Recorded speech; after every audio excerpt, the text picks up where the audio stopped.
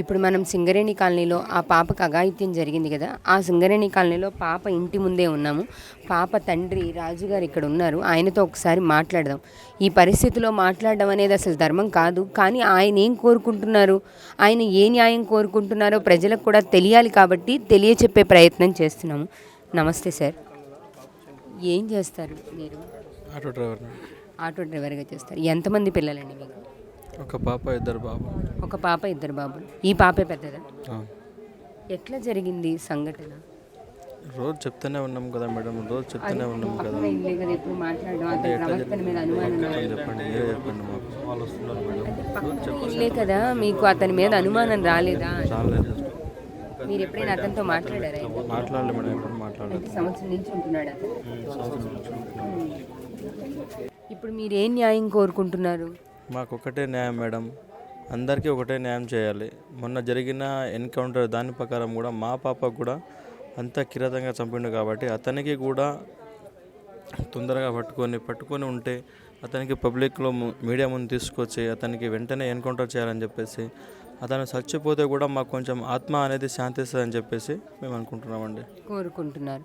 అయితే మరి రకరకాల కథనాలు వస్తున్నాయి కదా, అతన్ని ఇక్కడి నుంచి పంపించేశారు కదా, అతను ఇక్కడి నుంచి తప్పించుకొని వెళ్ళిపోయాడు కదా, అలా తప్పించుకొని వెళ్ళిపోవడానికి సహాయం చేసిన వ్యక్తి మీ స్నేహితుడని ఒకటి రెండు మీడియాలు చూపించాయి. మరి మీరు దాని మీద ఏమంటారు? మా స్నేహితుడా? ఇక్కడ మేమే ఉన్నామండి, మా స్నేహితులు ఎవరు ఉన్నారు చెప్పండి? ఇక్కడ ఎవరు లేరు. అతను ఒక్కడిగానే వెళ్ళిపోయాడా? మరి కాకపోతే అలా కాదు, అతను ఇంకొకళ్ళు ఫ్రెండ్ ఎవరో సపోర్ట్ చేశారు. అతనికి ఇక్కడ సపోర్ట్ అయితే ఎవరు లేరు మేడం. అతనికి ఎవరితో మాట్లాడేది కాదు, ఎవరితోని మా పలకరించేది కాదు, అసలు అతనితో ఎవరికి సంబంధమే లేదు. అంటే అతనికి ఇక్కడ ఎవరు సపోర్ట్ చేయరు, ఎవరు సపోర్ట్ చేయరు. సుమారుగా దగ్గర ఎవరికి తెలియదు, ఆయన ఇక్కడ ఉన్న వాళ్ళకి ఎవరికి తెలియదు, ఆయన వీళ్ళకే తెలియదు, పక్కన ఉన్న వాళ్ళు, పక్కన వాళ్ళకే తెలియదు. ఇప్పుడు అది ఫేక్ న్యూస్. అవునండి, పక్కన ఉన్న వాళ్ళకే తెలియదు, ఇంకా ఎట్లా సపోర్ట్ చేస్తారు? ఎవరైతే చెప్తుండో ఏ మీడియాతో చూపించదో మీకు, అతన్ని తీసుకురామండి, నా ఫ్రెండ్ ఎవరో, వాళ్ళు ఎవరైతే చెప్తుండ్రో వాళ్ళని తీసుకురామనండి. వాళ్ళని తీసుకొస్తే మేము ఎవరో మేము గుర్తుపడతాం కదా. తర్వాత వాళ్ళ ఫ్రెండ్ ఉన్నాడా, వాళ్ళని ఎవరు తప్పించారా, వాళ్ళని మీడియా ముందు ప్రవేశపెడతారు కదా వాళ్ళ ఫ్రెండ్ అనేసి. మీడియా వాళ్ళకి ఎట్లా చేస్తామో అట్లా చేస్తాం. ఇక్కడ తీసుకురండి, ఏ మీడియా చెప్పిందో తీసుకురండి ఫస్ట్. తీసుకొస్తే అవన్నీ అబద్ధాలే అంటారు. మరి మీ దగ్గరికి ఎవరెవరు వచ్చారు, ఏం చెప్పారు, మీకు ఏం న్యాయం చేస్తామని చెప్పారు? ఇప్పటివరకు వచ్చిన రాజకీయ నాయకులు కానీ పెద్దలు కానీ ఏం చెప్తున్నారు? ఏ రాజకీయ నాయకుడు మా దగ్గర రాలేదండి, ఏ పొలిటీషియన్ రాలేదు. మిమ్మల్ని కలవడానికి ఎవరు వచ్చారు ఇప్పటివరకు? ప్రెసిడెంట్ అంటే రేవంత్ రెడ్డి గారు వచ్చారు, నిన్న వచ్చారు. రేవంత్ రెడ్డి గారు వచ్చారు, కలెక్టర్ గారితో మాట్లాడారు. కలెక్టర్ గారికి ఏమన్నానంటే, ఏమైందండి నిన్న నేను మాట్లాడాను కదా, ఎందుకంటే విషయం చేసినప్పుడు నేను వస్తే అక్కడ పొలిటీషియన్ లీడర్ అయిపోతుంది, బాగుండదు. ఎందుకంటే ఒక పాపని అన్యాయం చేసినట్టు అవుతుంది, నేను దిగలేను, మీరు మాట్లాడండి సార్, ఆ ఫ్యామిలీకి ఫేర్ చేయండి, న్యాయం చేయండి, అన్యాయం చేయగలంటే అంటే కలెక్టర్ గారితో సార్ మాట్లాడాడు. నిన్న ఇక్కడి నుంచి మాట్లాడిండు. ఫస్ట్ నాడు కూడా మాట్లాడాను, ఫోన్లో మాట్లాడాడంట, మాకు తెలియదు అది. ఇక్కడ నుంచి సార్ మాట్లాడాను నిన్న. సార్ నేను చేస్తానంటే, ఎక్కడ వెళ్ళింది, మీ డబుల్ బెడ్రూమ్ ఇస్తామన్నారు కదా, డబుల్ బెడ్రూమ్ ఎక్కడ పోయింది, మీ జాబ్ ఎక్కడ పోయింది, మీ పిల్లలకు చదువులో చెప్తున్నారు, చదువులు ఎక్కడ పోయినాయి, ఇప్పటికి 6 రోజులు అవుతుంది, ఇంక ఎప్పుడు ఇస్తారు సార్ మీరు అని కలెక్టర్ గారితో అడిగారు. కానీ ఇవన్నీ ఇస్తారనే విషయం మీడియాలో అనౌన్స్ చేస్తున్నారు కదా, దాని మీద ఏమంటారు మీరు? ఇప్పుడు అన్నీ ఇస్తారంటే మేడం, సార్ కూడా అడిగాడు, ఇస్తామని చెప్తున్నారు. నాకు డబుల్ బెడ్రూమ్ వద్దు, నీ జాబ్ వద్దు, నాకేమొద్దు, ఫస్ట్ ఆఫ్ ఆల్ వాళ్ళు ఎక్కడున్నారు ఫస్ట్ తీసుకురండి మేడం ప్లీజ్. అవును, 6 రోజులు అయింది కదా, ఇంతవరకు పట్టుకోలేదు, దాని గురించి ఏమంటారు మీరు? ఫస్ట్ వానికి తీసుకొస్తేనే కదా, వాని డబుల్ బెడ్రూమ్ కావాలా, వాని ఫ్లాట్ కావాలన్నా తర్వాత మాకు. కానీ ఎందుకంటే మా పాపని చంపేసినప్పుడే ఒక గంట ఉంచనేగా డిపార్ట్మెంట్ వాళ్ళు తీసుకుని వెళ్ళిపోయారు. వాడిని పట్టుకోవడానికి 6 రోజుల టైం ఎందుకు పడుతుంది? గంట కూడా ఉంచలేదా పాపని? ఎంతసేపు కూడా ఉంచలేదు. ఇక్కడ మేము చూస్తామంటే కూడా చూడనీలేదు మా పాపని. మీరు ఏమవుతారు పాపకి? తాతయ్య అవుతానండి, మామయ్య. మీరు చూసారా పాపని? నాకు చూడనిలేదండి, పాపని చూడనిలేదే, జస్ట్ మా భార్య లేదు లోపలికి, చూడగానే షాక్ అయిపోయి బయటకు వచ్చిందమ్మ. అలాంటి పరిస్థితుల్లో పాపని తీసుకెళ్ళినప్పుడు కనీసం మీరు చూడనీయకుండా చేయనీయకుండా పాపని తీసుకెళ్లారు. ఇప్పుడు స్పెషల్ టీంని పంపించిన, మేము వీళ్ళని పంపించిన, వాళ్ళని పంపించిన. ఎవరు చెప్పారు స్పెషల్ టీంని పంపించారు? ఇప్పుడు దాకా గీతారెడ్డి నా మేడం, ఆ మేడం పేరు, ఆ మేడం అడిగింది, కమిషనర్ గారితో మాట్లాడితే చెప్పాడు. ఆవిడ వచ్చారా ఇక్కడ? ఇప్పుడు వచ్చారండి, ఇందాక వచ్చి మాట్లాడారు మేడం, మాట్లాడేసి వెళ్ళిపోయింది. కావాలంటే ఎందుకు సార్ ఇంత లేట్గా ఎందుకు చేస్తారు, ఇది ఎంతవరకు కరెక్ట్ అనేసి మాట్లాడితే స్పెషల్ టీం అన్నారు. మేము అడుగుతున్నాం, స్పెషల్ టీం అన్నారు కదా, అలాంటప్పుడు నిన్న పాపటి చనిపోయి పడి ఉంది కదా, అప్పుడు స్పెషల్ టీంనే పంపొచ్చు కదా, మేము వాళ్ళతోనే మాట్లాడుతుండే. అప్పుడు ఎంతమంది వచ్చారు? 500 బలగాలు వచ్చారండి. ఎందుకు అంతమంది వచ్చారు? అంటే మేమేమో దొంగతనం తీసుకొచ్చినాం, మా పాప కాదు, వేరే వాళ్ళ పాపని తీసుకొచ్చి మేము చంపినట్టు వాళ్ళు వచ్చారు. ఇక్కడ చనిపోయింది మా పాప కాదు, వేరే వాళ్ళ పాపని మేము చంపేస్తే వాళ్ళు మాకు సెక్యూరిటీ కోసం వచ్చారు. వాళ్ళు కొంచెం సిగ్గు ఉండాలి వాళ్ళకు. 500 మంది బలగాలను దింపి మమ్మల్ని తొక్కులాడేసి లాఠీ చార్జ్ చేసి పాపని తీసుకెళ్లారు. లాఠీ చార్జ్ చేశారు. లాఠీ చార్జ్ చేసి పాపని తీసుకెళ్లారు. కనీసం వాళ్ళు తీసుకెళ్లారు కదా. సరే మీరు తీసుకెళ్లారు, అయిపోయింది కదా. ఇప్పుడు వాళ్ళు తీసుకొచ్చి మా ముందు ప్రవేశపెడితే అయిపోతుంది కదా.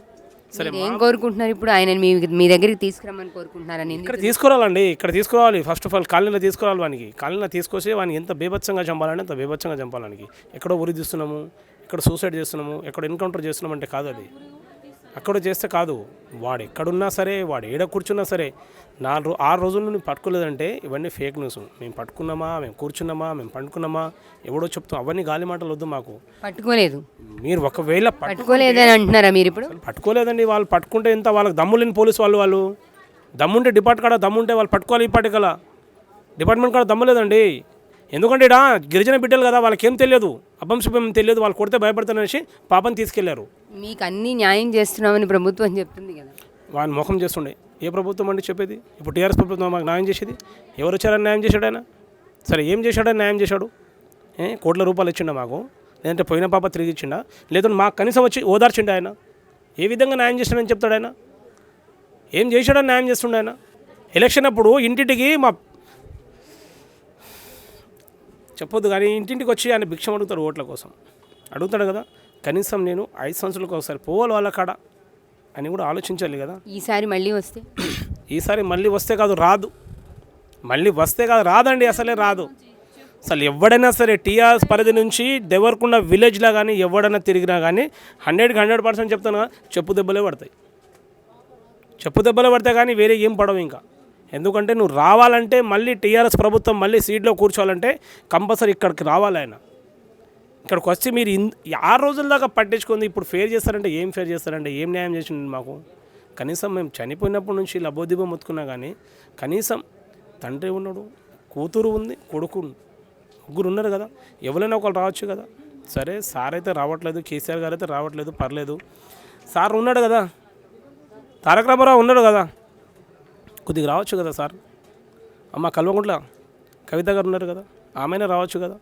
ముగ్గురు బిజీలు ఉన్నారా? అంత బిజీయా? మా పాప ప్రాణం పోయినా మీకు అంత బిజీ ఉంది.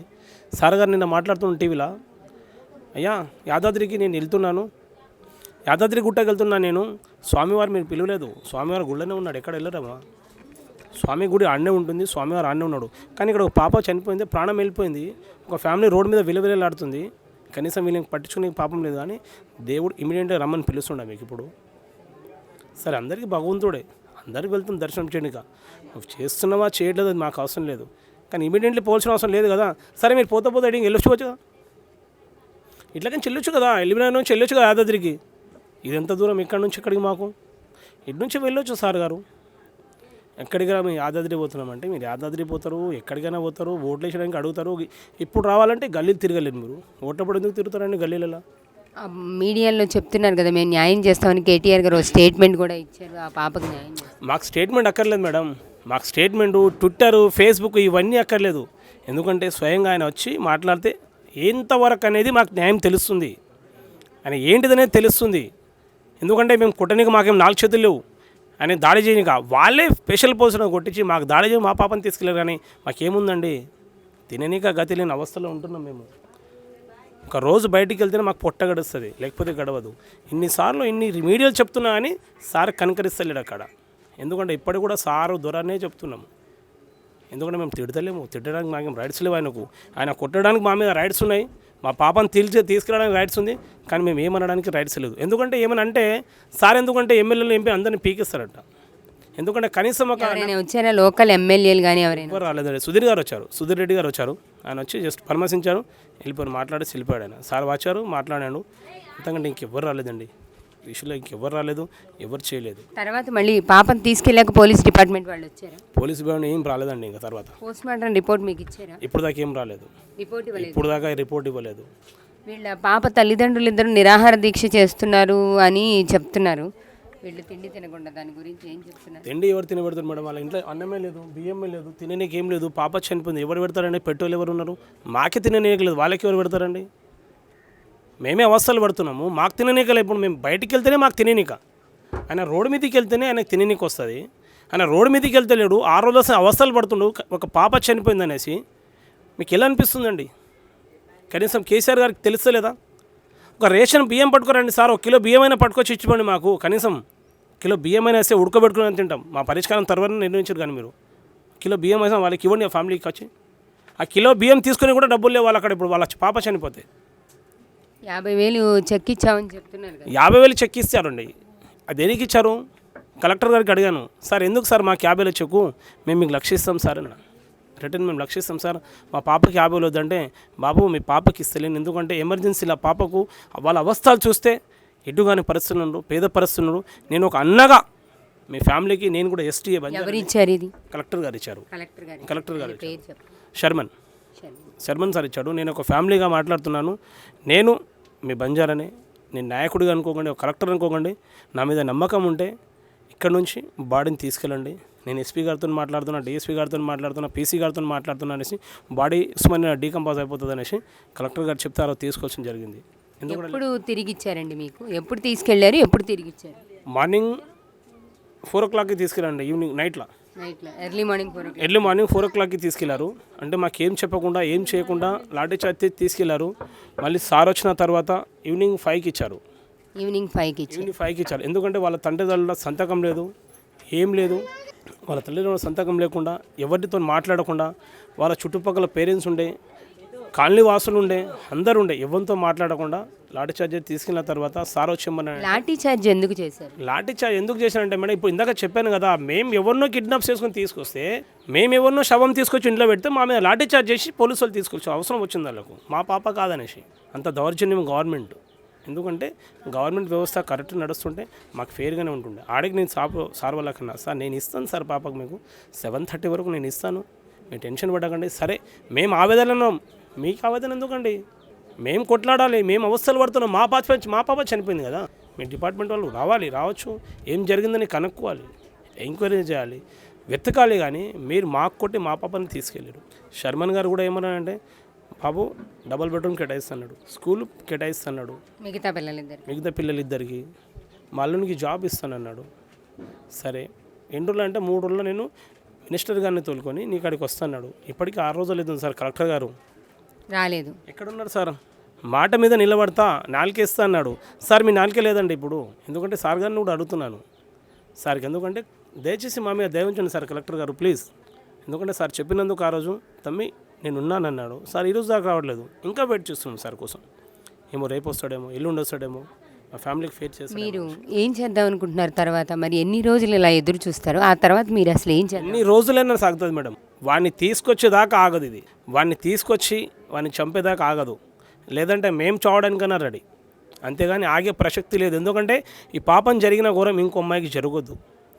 ఈరోజు ఈ బ్రేక్ అయిపోయింది అనుకో, రేపటినాడు ఇంకో పాపం జరుగుతుంది, ఇంకో ఫ్యామిలీ అన్యాయం అవుతుంది, ఇంకో ఫ్యామిలీ రోడ్డు మీదకి వస్తుంది.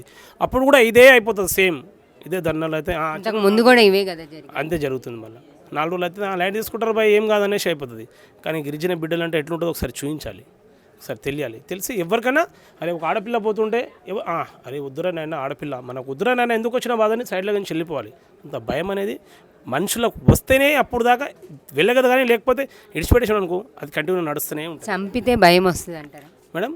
ఇప్పుడు అతన్ని చంపడం న్యాయమే, కానీ భయం రాదండి. మామూలుగా చంపితే భయం రాదు, ఏదో సూసైడ్ చేస్తే అది నిమిషంలో ప్రాణం పోతుంది, భయం రాదు. వాడు చస్తే ఎంత దారుణంగా చావాలంటే అంత దారుణంగా చంపాలానికి.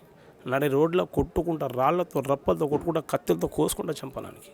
ఒక్కొక్క గంటలు కోసి 2 నిమిషాలు ఆగాలి, అలా చంపాలి. మామూలుగా చంపితే ఎవరైనా సూసైడ్ చేస్తారు, చలో బాయ్ ఒక అమ్మాయి కాడ పోతే ఏం కాదురా బాయ్, 2వ నాడు సూసైడ్ చేస్తారు, పోతాం అనుకుంటారు. అలా చంపొద్దు, దానికి మామూలుగా చంపొద్దు. అంత కిరాతంగా చంపితేనే ఆ పాపకి ఆత్మశాంతి అవుతుంది, లేకపోతే కాదండి. మీరు అదే కోరుకుంటున్నాను మేడం. నాకు కావాల్సింది అదే. నాకు ఏ ఆస్తి అంతర్సు వద్దు, నాకు కోట్ల రూపాయలు వద్దు, అదే ఫస్ట్ ఆఫ్ ఆల్ నాకు కావాల్సింది. మీరు చెప్పండి, ఫైనల్గా మీరు కూడా అదే న్యాయం కోరుకుంటున్నారా? అంటే మీ దగ్గరికి తీసుకొచ్చి చంపాలని కోరుకుంటున్నారా? అవును మేడం, ఇక్కడికే తీసుకురావాలి. నమస్తే అండి. చూశారు కదా, వాళ్ళకి ఏ ఆస్తులు అంతస్తులు ఏమీ వద్దు, వాళ్ళు కోరుకునేదల్లా ఆ నిందితుడికి శిక్ష పడాలి. ఆ శిక్ష కూడా ఉరి శిక్ష, ఎన్కౌంటర్ ఒక్క నిమిషంలోనో ఒక 10 నిమిషాల్లోనో జరిగిపోయేది కాదు. కిరాతకంగా చంపాలి అని వాళ్ళు కోరుకుంటున్నారు. అలా చంపితేనే మరొకడికి భయం ఉంటుంది. మేము కోరుకునే న్యాయం అదే అని వాళ్ళు చెప్తున్నారు. అసలు వాళ్ళని మాట్లాడించలేని పరిస్థితిలో ఉన్నాం. ఆ తండ్రి మాట్లాడలేని స్థితిలో ఉన్నారు. అది ఎంత దారుణమైన పరిస్థితి అనేది అది వర్ణించడానికి వీలు పడదు. కానీ ఆయన అంత ఆవేదనతో కూడా చెప్తున్నది ఏంటి అంటే, అంత పసిపిల్ల మీద ఇలాంటి కిరాతకం చేసిన వాడిని కూడా అంతే కిరాతకంగా అందరూ చూస్తుండగా చంపాలి. చావు భయం వాళ్ళకి తెలిసే అంత బాగా చంపాలి. మేము దాన్నే కోరుకుంటున్నాము అని వాళ్ళు చెప్తున్నారు. ఏ ప్రభుత్వం కానీ, లేకపోతే ఏ పోలీస్ డిపార్ట్మెంట్ కానీ, ఏ రాజకీయ నాయకులు కానీ ఇంతవరకు మా దగ్గరికి రాలేదు. మాకే హామీలు ఇవ్వలేదు. మేము ఇలానే కొనసాగుతూనే ఉంటాం. మీకు చేత కాకపోతే మాకు వదిలేయండి, మేమే వెతుక్కుంటామనే స్థితికి వాళ్ళు వచ్చారు. మరి వాళ్ళ ఆవేదనకి న్యాయం జరుగుతుందా? వాళ్ళు కోరుకున్న న్యాయం వీళ్ళు చేస్తారా? చూద్దాం. కనీసం ఈ పాప విషయంలో అయినా న్యాయం జరిగితే ఈ సంఘటనలు ఇక్కడితోనే ఆగిపోవాలని, మళ్ళీ మళ్ళీ పునరావృతం కాకుండా ఉండాలని సమాజంలో ఒక వ్యక్తిగా నేను కూడా కోరుకుంటున్నాను.